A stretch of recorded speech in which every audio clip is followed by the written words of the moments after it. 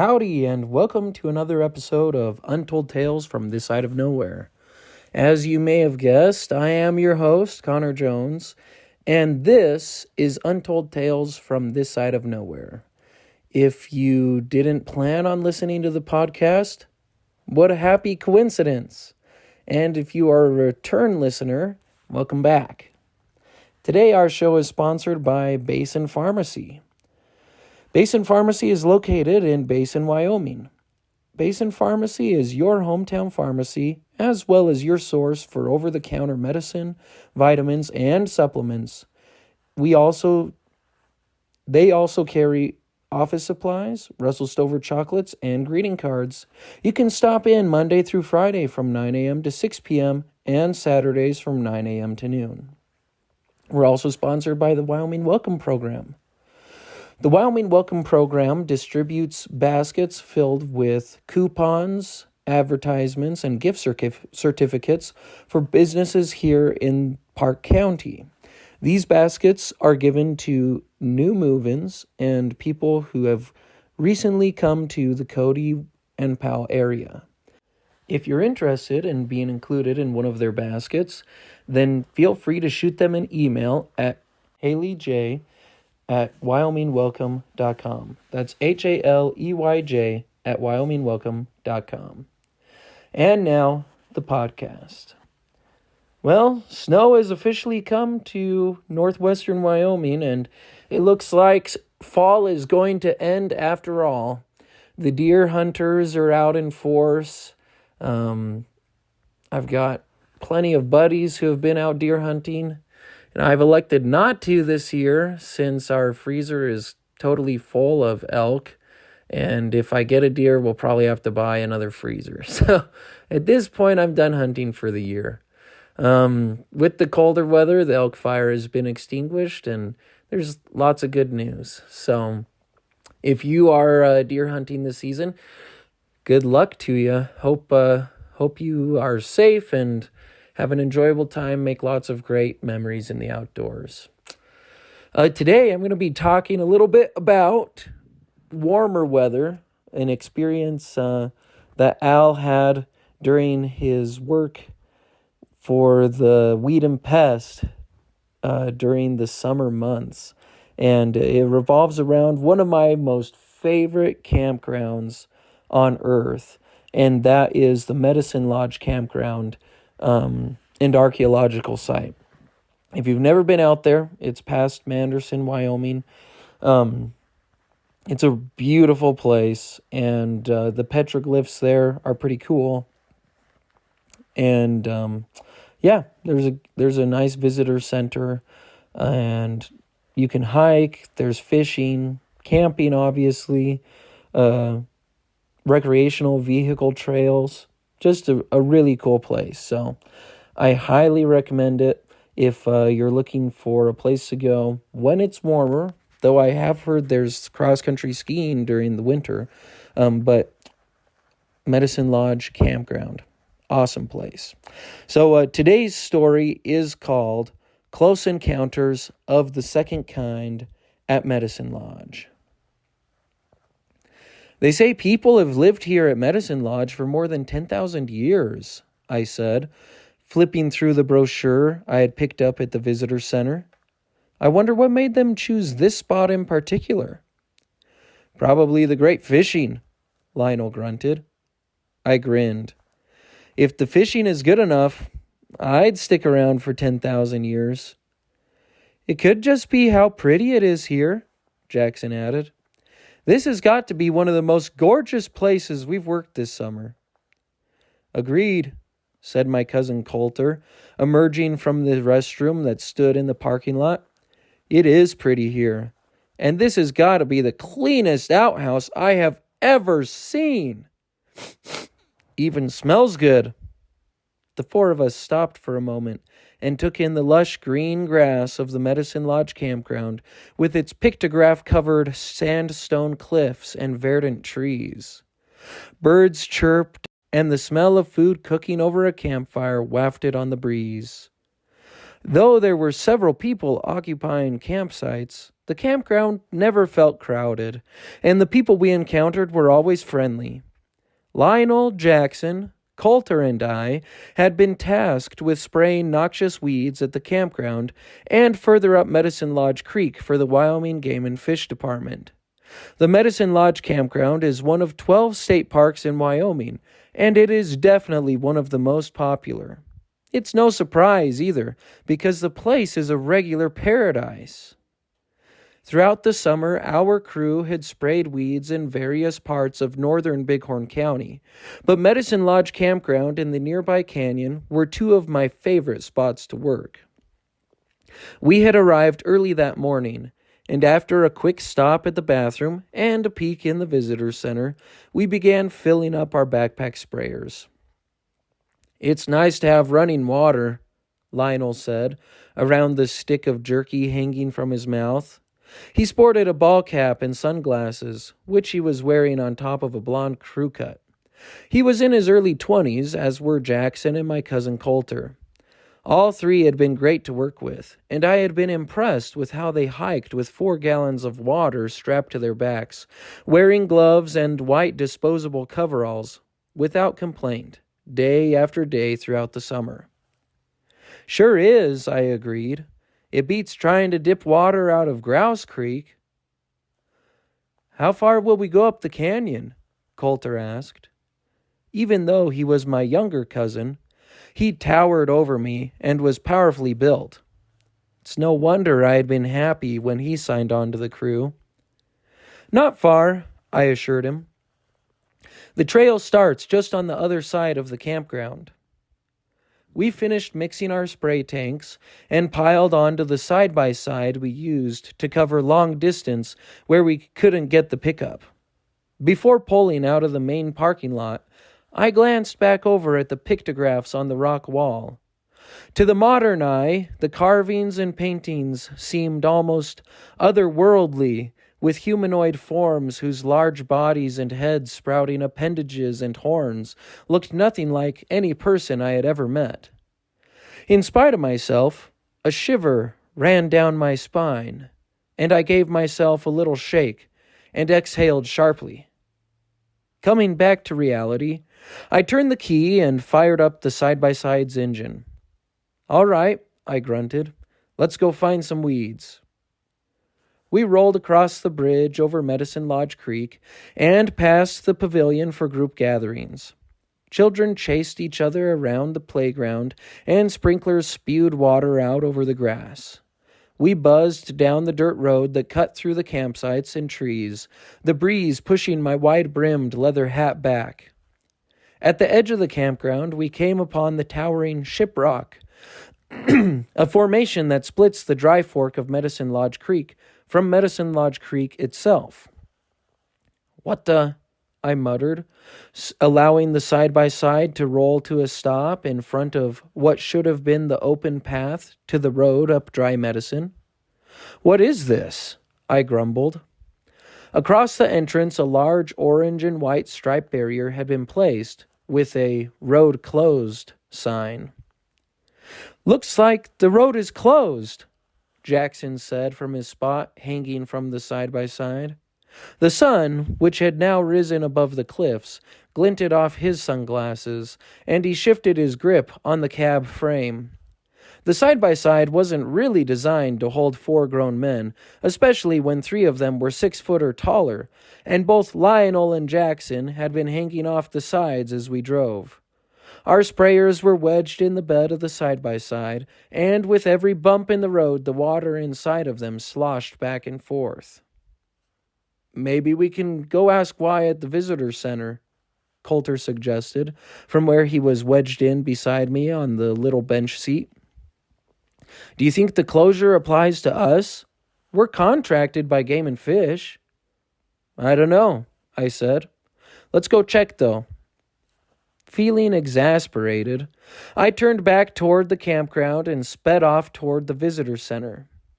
We hadn't gone 100 yards when we came upon one of the caretakers for the campground. She was fairly tall and wore jeans and an official-looking tan button-down shirt. I spotted her easily because she was waving both hands above her head and yelling at us. "Uh-oh," I grunted. "Wonder what she wants." I slowed to a stop beside the woman. 10, she said in a gruff voice, more befitting of a drill sergeant than a campground host. "Good morning," I said, giving her what I hoped was a disarming smile. "The speed limit. It's 10 miles per hour in the campground," she growled. "Oh, so sorry," I replied. "We'll slow down."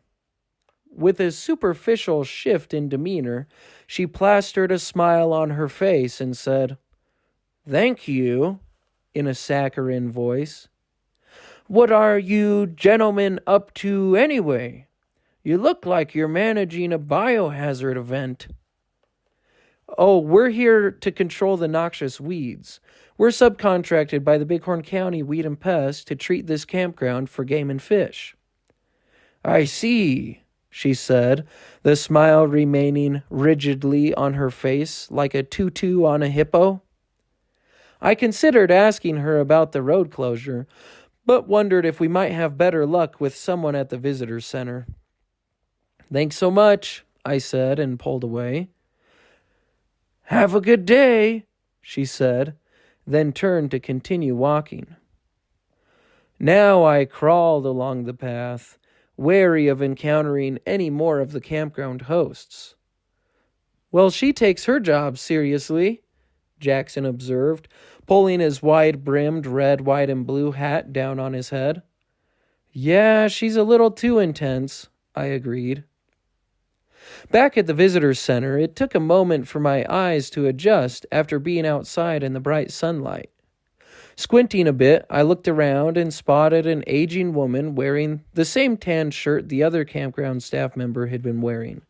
She stood behind a counter covered in historical tchotchkes and brochures, looking bored. "Excuse me," I said, pulling my hat from my head and strolling over to the desk. "We see there's a road closure up the canyon, but we've been contracted by Game and Fish to spray noxious weeds up both forks of Medicine Lodge. Are we able to access the road?" She looked me up and down, taking in my dusty white coveralls and gloves, which sported blue stains from the dye we added to our spray. "You look like you spray weeds," she observed and chomped on her gum. "I think you guys can pass the barrier. There was a rock slide, and they just aren't allowing recreational vehicles to go up the canyon. What kind of weeds are you spraying?" "Oh, mostly burdock and Canada thistle," I said. The woman nodded and yawned. "Good luck. Take plenty of water. It's hot out there." "We're good to go," I nodded as I climbed back behind the wheel. "There's been a rock slide, but we can still access the places we need to get to." It was now nearly 9 o'clock, and I was anxious to begin spraying. Gunning the engine, we buzzed through the parking lot.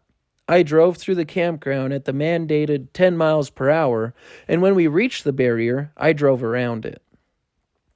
"Wonder where we'll see the rock slide?" Jackson asked. "I don't know," I said.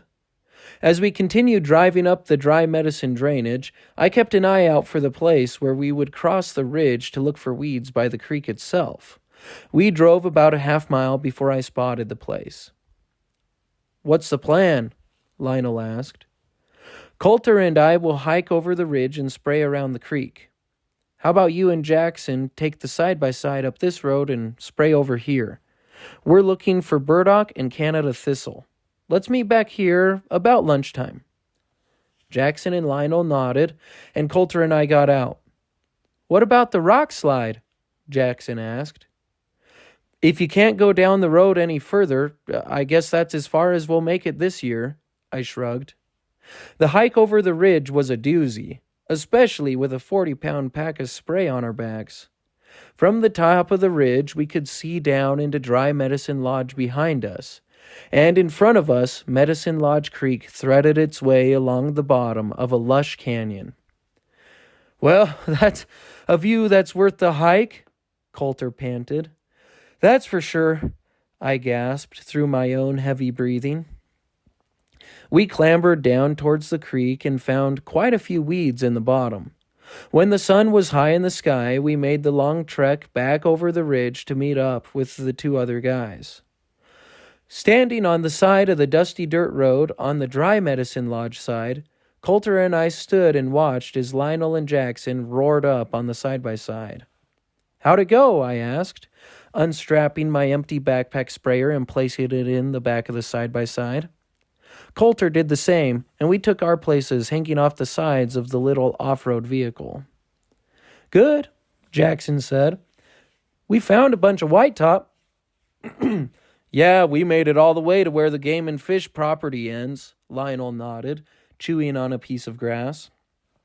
"But you know what we didn't find?" "I don't know, what?" I asked. "A rock slide," Lionel replied. "Interesting," Coulter said as Jackson fired up the engine. We ate lunch at one of the lush green campsites near the creek and enjoyed listening to birdsong as we relaxed in the shade for a few minutes. The smell of barbecued meat filled the air, and vehicles came and went over the little bridge, all putting along at the required 10 miles per hour. From where we sat, the petroglyphs were clearly visible on the lightly colored cliffs. "I wonder why that road is closed if there isn't actually a rock slide," Lionel wondered. "Yeah, it's so strange," Jackson agreed. "We went all the way to the end of the road and didn't see anything." "Beats me," I said, shrugging, as I tossed the remnants of my lunch into my lunchbox. The whole thing was strange.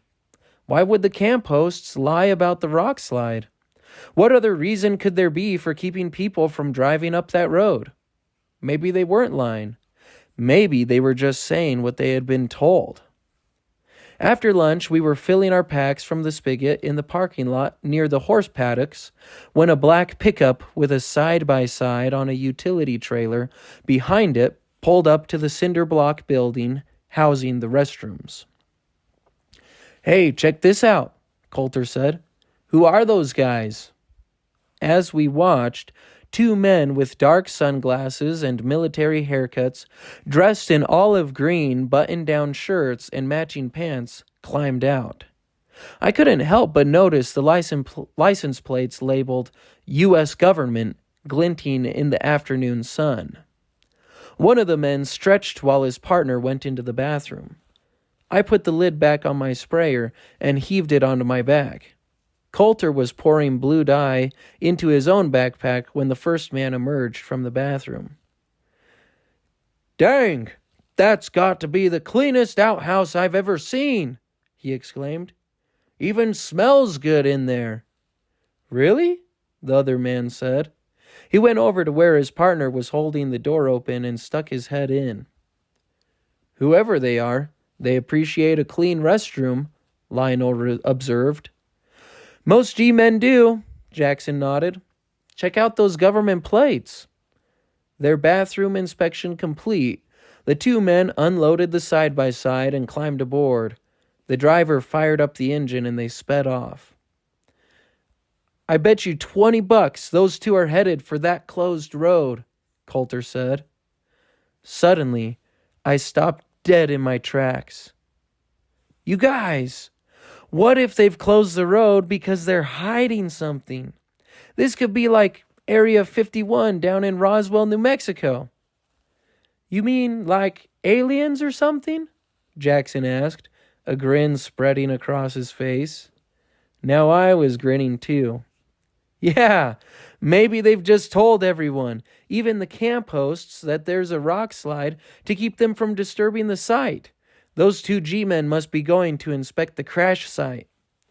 Jackson laughed. "You guys are nuts. I don't believe in that kind of stuff. Next, y'all will be carving Devil's Tower and mashed potatoes and stuff like that." "Well, I can tell you one thing," Lionel said, buckling the waist strap on his sprayer. "What?" Jackson asked. "At the rate those two are driving, they're definitely going to get stopped by that drill sergeant of a campground host." Now we were all laughing. The next day, as we approached the Medicine Lodge Campground from Manderson, I slowed the pickup truck to go around a curve in the paved road when a black SUV passed us going the opposite direction. "Did you see the plates on that SUV?" asked Coulter. "They were government plates," Lionel said, his voice rising with excitement. Jackson grunted from the front seat where he had been closing his eyes. "You guys are paranoid.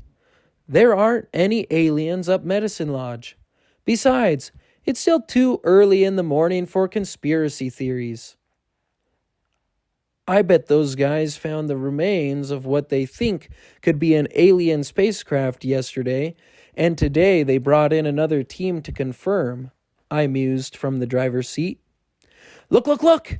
Coulter shouted from the back seat, pointing up the highway. "No stinking way!" Lionel said, emphasizing each word as he said it. At our reduced speed, it was impossible to miss the white license plates with the words U.S. Government emblazoned on them, affixed to the second black SUV as we passed each other.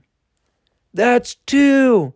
Lionel shouted, laughing and shaking Jackson's shoulder. "What?" Jackson said, his eyes flying open.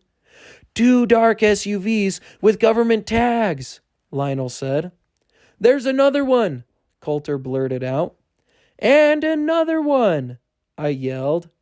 Their energy was infectious.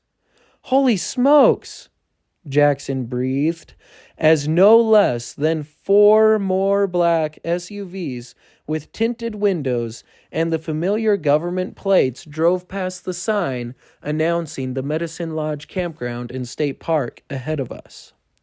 "That's 6, guys," Lionel laughed. "Mind blown." He grabbed his temples with both hands and then opened his hands wide to illustrate his point. "You guys may not be as crazy as I thought," Jackson said, shaking his head. I grinned as we pulled into the parking lot and stopped. In the back seat, Coulter began whistling the X-Files theme song, and we all laughed. Having finished spraying up both sides of the canyon the day before, we only had the campground and the adjacent field left to spray. So we filled up our tanks and spread out to cover more ground. My mind kept reviewing all the things we had seen, and I couldn't help but wonder what could be going on up that canyon. I had never seen so many government SUVs in one place. And then there was the non-existent rock slide. It was probably nothing, I thought. But then I saw the trucks. It was just one at first, rumbling through the campground and out toward the highway, the back loaded high with dirt and rocks. Given the story we had heard about a rock slide, that seemed normal enough. But then came the flatbed trucks with huge black tarps. Coulter and I turned to watch as one after another rumbled past, its cargo hidden from view. I nearly forgot to check for weeds as I counted them. 1, 2, 3, 4, 6 trucks in total passed us. "What on earth?" Coulter murmured. "Could you tell what was on the back of those trucks?" "No, everything was under tarps," I said. "Think they're hiding something?" "Sure seems that way," Coulter agreed. My mind raced as I continued hiking around the campground, searching for Canada thistle and burdock. The afternoon was wearing on at this point, and we were approaching the end of the workday. "Let's go find Lionel and Jackson," I suggested. "I'm about out of spray, and it's about time to load up." "Okay," Coulter agreed. "I'm about out too." When our tanks were empty, we trekked back to the side-by-side and drove off in search of Jackson and Lionel. We found them near the old natural history cabin. "You guys about done?" I called over to Lionel and Jackson. Their white coveralls contrasted sharply with their green surroundings, like a Prius parked at a roundup. Jackson sprayed a couple more thistle growing near the building and nodded. "Yeah, this is the last area we had to cover." The cabin sat in a clearing surrounded by trees, with a small footbridge crossing a fork of the creek on one side. While Coulter and I sat and waited for Lionel and Jackson to load their gear into the side-by-side, I couldn't help but notice a couple of visitors to the campground who had stopped on the footbridge to watch our activities. They wore the shorts and sunglasses typical of tourists, and one of them wore a backpack. They had their phones raised and pointed in our direction. "Are they taking pictures of us?" Coulter wondered aloud. Lionel and Jackson turned to look at the people on the footbridge, who quickly lowered their phones, turned around, and hoofed it back the way they had come. "I think so," I said. "Weird." On our way out, we stopped by the campground office at the visitors center to let the host know we had finished up for the season. Coming indoors, it took a moment for my eyes to adjust after the bright afternoon sunlight outside. I took in the gift shop and informational posters, then made my way over to the counter where I had stopped the day before. The same lady stood there, chomping on her gum, the familiar bored look plastered across her face. When she saw me, I was surprised to see her eyes narrow and her body grow tense. "Howdy," I said as I walked up. "Hello," she said, her voice dark with suspicion. Taken aback, I looked around to see if there was a man in a ski mask anywhere close by. "We, finished up the spraying, and I just wanted to let someone know we won't be back tomorrow. People should probably keep their pets off anything that's blue out there." "Uh-huh," the woman nodded, chomping at her gum a couple of times and eyeing me. "Did you find a lot of weeds?" She placed a great deal of emphasis on the last word in the sentence, and I raised my eyebrows. "Yes, quite a few. They should start drooping within a day or two." "Sure," she said. "Did you find anything else out there?" "Nope," I shrugged. Now starting to feel truly uncomfortable, I said, "Have a great day," and turned and walked outside. Jackson, Coulter, and Lionel were leaning against the side-by-side waiting for me, their white coveralls dusty and splotched with blue dye. Just then, a vehicle with out-of-state plates drove up, then slowed as it passed our crew. I couldn't help but notice the faces pressed to the glass of the front and rear passenger side windows. They ogled us for a moment, and then the car sped away. "Did you guys see that?" Jackson asked, jerking a thumb toward the retreating vehicle. "Yeah," Coulter said. "What do you think was up with them?" "I don't know," I said, "but the lady in the visitor center just treated me like a murder suspect or something. And those people on the footbridge, they acted really weird too." Slowly, realization dawned on me. A grin began spreading across my face, and I started to laugh. "What's so funny?" Coulter asked, smiling now too. "Yeah, what's up, Al?" Lionel asked. "You guys," I guffawed, "I think we're going to be part of a rural legend." Gradually, the other three started to catch on. "You mean," Jackson said, glancing around at our spray tanks and our protective clothing. "Nah, you can't be serious," Lionel said, starting to laugh. "I think people think we're G-men who are part of some kind of alien cover-up," I shouted. "You know what? I think you're right," Jackson said. "Man," Coulter laughed, shaking his head, "the things people will believe. Really, you'd think they would show some common sense." Just then, a deep rumble broke the stillness of the afternoon. We turned to look in the direction of the campground and the canyon behind. There, coming up the gravel road, was an enormous, tan-colored military truck. As it rolled past, we took in the tinted windows, canvas-covered back, and the government plates. We all looked at each other for a moment, and then broke out laughing again. "Come on," I said, trying to get my laughter under control.